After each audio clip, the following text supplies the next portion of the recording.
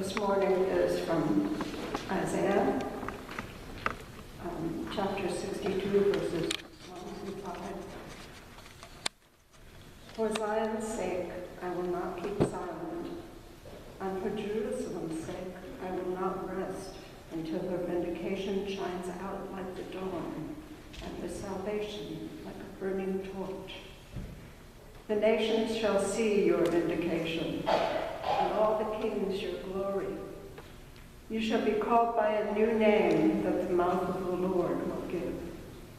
You shall be a crown of beauty in the hand of the Lord, and a royal diadem in the hand of your God. You shall no more be turned forsaken, and your land shall be no more turned desolate. But you shall be called, my delight is in her, and your land married. For the Lord delights in you, and your land shall be married. For as the young man marries a young woman, so shall your builder marry you.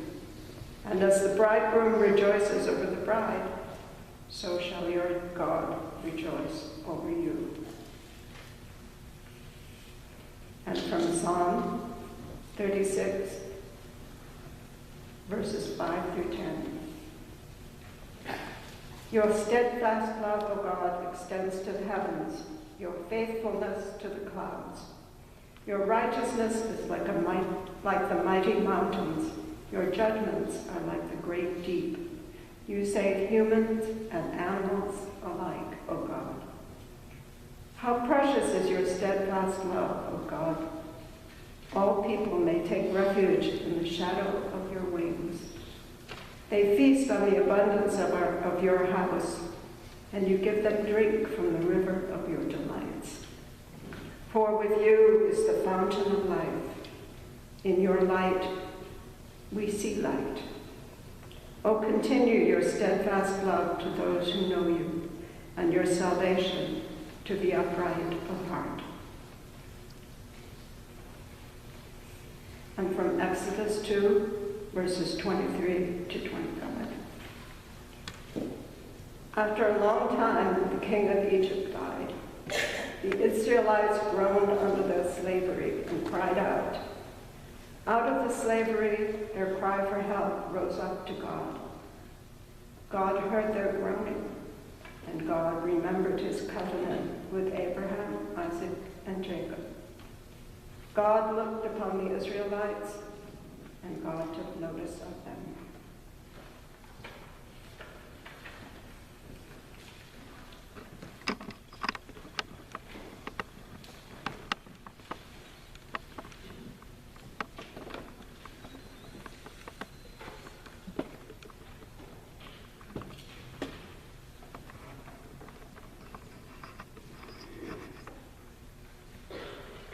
Welcome, and peace be with you. Thank you for welcoming me to First Church, your beautiful, beautiful church, to share your prayers with you this morning. I also invite you to engage with me after the fellowship hour in a special study that I have prepared for us on the nature of God. I'm especially grateful to your wonderful spiritual leader, Reverend Julia Berkey, for this invitation and for her friendship and her leadership in the greater community. I am certain that you realize what a gift you have in Reverend Berkey. Instead of delivering a more traditional style of sermon this morning, I want to share with you a special Jewish mechanism by which culture and knowledge have been transmitted to generation and generation, the Jewish folktale. You may have heard the Jewish people described as the people of the book, because from its origins, the Jewish people bound themselves to the Bible and laid the foundation for other religions to become book-based religions, like Christianity and Islam. However, what has enabled Judaism to survive throughout a history of several thousand years that has been filled with persecution and difficulty, and also great beauty and joy, is not just the written word, but also the spoken word. To use Jewish terminology for this concept, we have the written Torah and the oral Torah. Both the written biblical words and how the values within are told from one generation to the next have always been held to be equally sacred. This has given rise to a rich and beautiful treasure of Jewish folktales that have spanned many generations. While Jewish folktales have unique elements within that make them exclusively Jewish in nature, non-Jewish poets, authors, musicians, and religious representatives have been inspired by these tales and adopted them and adapted them to be their own. Today, I am honored to be here and look forward to sharing such a Jewish story with you. I hope that it will touch and inspire you to deepen your relationship with God, with your loved ones, and with all those in your sacred community here at First Church.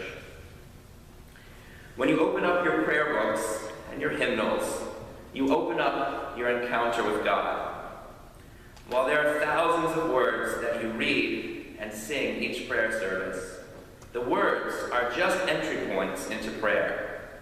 The words on the page alone are never enough because God desires the heart. In Hebrew, this characteristic element of Jewish stories, God desires the heart, is Rahmana Liba Ba'i. God desires the heart. It is my hope that the story I will tell you this morning will stick with you throughout your sacred experiences in this church and give you the freedom and the confidence to express your deepest self before God in prayer. I learned the version of the Shepherd's Prayer that I'm about to tell from a storyteller named Susan Danoff. But this tale has been told for at least 700 years by a number of storytellers, including the Sufi poet Rumi and the famous author Tolstoy. This story attracted me because it presents innocence and gratitude as the locus of prayer, and it encourages us to pray with just the tools that we have, and that will be enough. In addition, it shows how two people with very little in common can expand one another's prayer life. The Shepherd's Prayer. There was once a shepherd, a simple shepherd, who loved God, though he had never studied anything about God in any of the sacred scrolls. Yet, in his own simple love for God, this shepherd would create his own prayers and make his own prayers to send to God.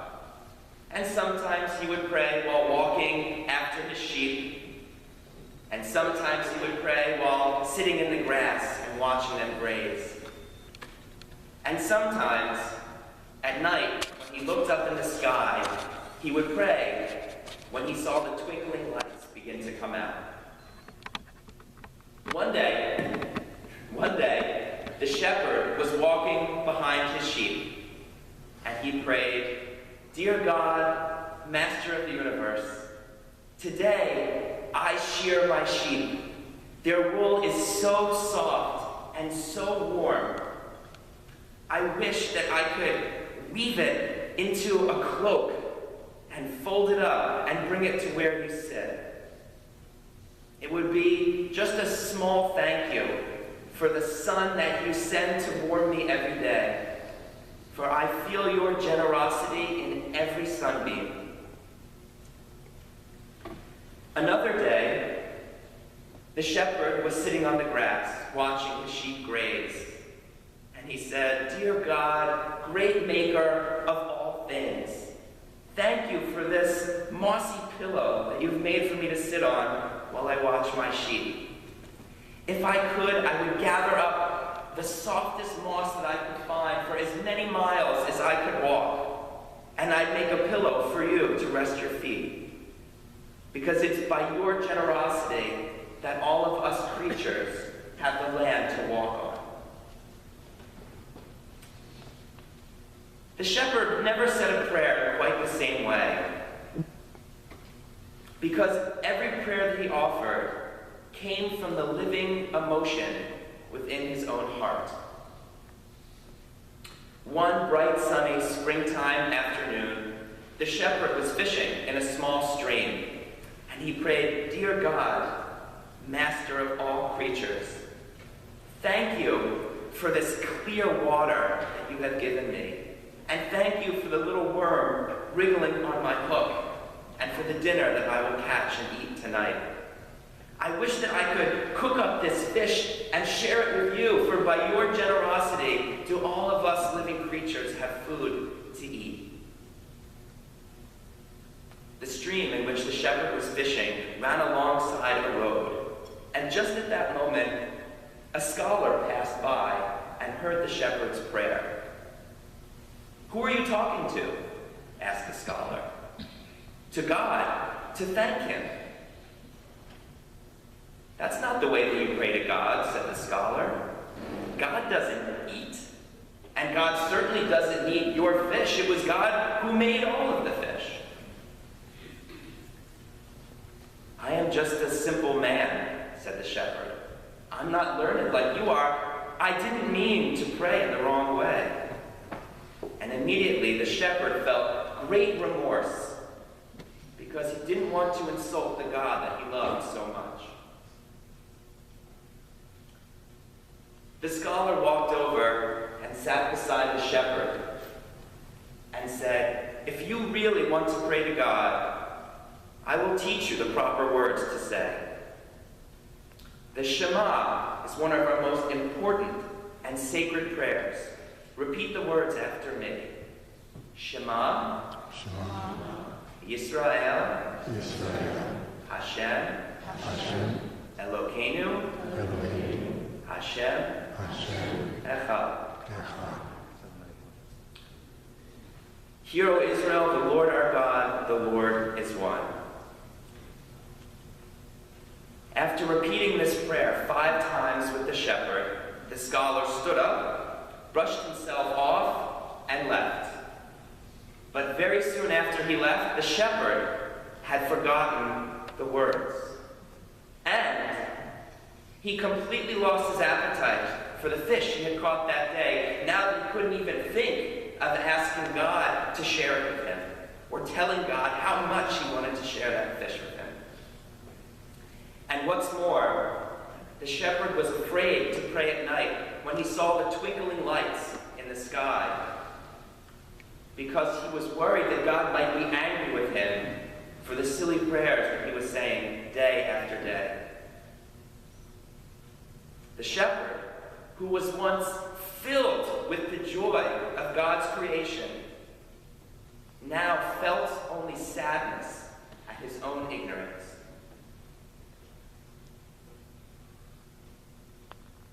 God hears the clap of thunder in the sky and the sound of a butterfly's wings, the rumbling songs of whales,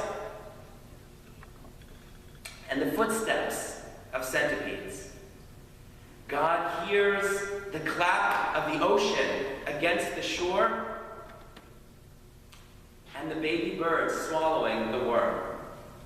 God hears everything at once, and God hears everything distinctly. And among all the sounds of the world, the shepherd's prayer rose like a melody with wings and reached God's ear. And God loved the shepherd's simple prayers.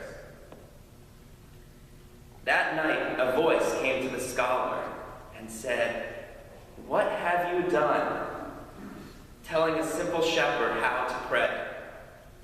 The prayers in books used to be prayers with wings, but now they've become old, and people too often say them without understanding. People say them without care. When you say them like that, they become just words, words without wings. Do you realize what you've done? You've prevented the shepherd from offering a true prayer that gladdens God's heart and his own. Each person must learn to pray in his or her own way." The shepherd knew this simply, without any schooling. Prayer is not about words. Prayer comes from a place deep within and emanates from a place without words. Go tomorrow, find the shepherd, and tell him that it's okay to pray just the way he always has. Tell him that it's good and that it will be enough. In the morning, the scholar went back to the stream to find the shepherd, but he wasn't there. And as he walked, he asked people if they'd seen the shepherd. He described what the shepherd looks like, hoping that someone could tell him where he lived. But he had no luck. At last, he ran into an old man walking along with his dog. And he said to the old man, "I'm looking for a man who prays while he works." And the old man said, "Ah, that would be our shepherd." And he pointed over to the hills and said, "He tends to his sheep over in those fields behind the low hill. You'll find him there." There, the scholar found the shepherd sitting in the grass, silent and sad. And he said, "Shepherd, I spoke with you yesterday about your prayer, and I was wrong. God doesn't mind that you don't know Hebrew and that you haven't studied the sacred words and scrolls. God only asks that you pray as you always have. Forgive me, for it was I who do not know how to pray. You pray the true prayer, the prayer of the heart." That night, the shepherd looked up into the sky and saw the twinkling lights and said, "Dear God, master of all things and knower about the nature of all creations, thank you for this black quilt embroidered with white dots that you spread out over the fields every night. If I could, I would weave all of my wool into a blanket and wrap it around your feet so that you would be warm on a chilly night like this. For your generosity is in every breath and in every breeze. And thank you for sending the scholar and for hearing this, my simple prayer."